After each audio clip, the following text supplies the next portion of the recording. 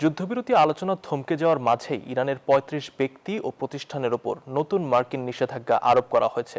অন্যদিকে ওয়াশিংটনের অবস্থান নিয়ে জার্মান চ্যান্সেলরের তীক্ষ্ণ সমালোচনার কড়া জবাব দিয়েছেন ডোনাল্ড ট্রাম্প। এদিকে তেহরান জানিয়েছে তাদের যুদ্ধাবস্থা এখনও শেষ হয়নি। পাশাপাশি হরমুজ প্রণালীর সংকট নিয়ে গভীর উদ্বেগ জানিয়ে দ্রুত সমাধানে জাতিসংঘ নিরাপত্তা পরিষদের হস্তক্ষেপ দাবি করেছে জার্মানি। ছায়া ব্যাংকিংয়ের মাধ্যমে অবৈধ লেনদেনের দায়ে এবার ইরানের ৩৫ ব্যক্তি ও প্রতিষ্ঠানের বিরুদ্ধে নতুন নিষেধাজ্ঞা দিল মার্কিন অর্থ বিভাগ।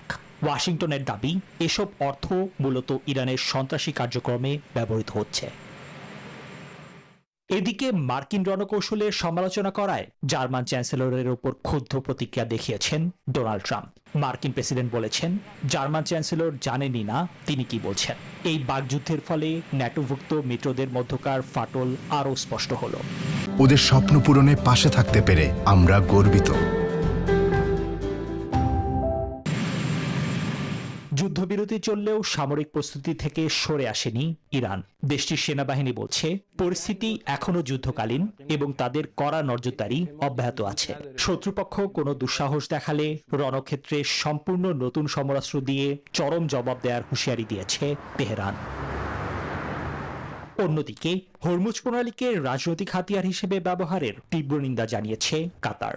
আন্তর্জাতিক বাণিজ্য সচল রাখতে জলপথটি উন্মুক্তের আহ্বান তাদের। একই সঙ্গে অবরুদ্ধ জাহাজের নাবিকদের দুর্দশা তুলে ধরে সংকট নিরসনে জাতিসংঘ নিরাপত্তা পরিষদকে কার্যকরী পদক্ষেপ নেওয়ার তাগিদ দিয়েছে জার্মানি। নিবির আমিন, নিউজ 24।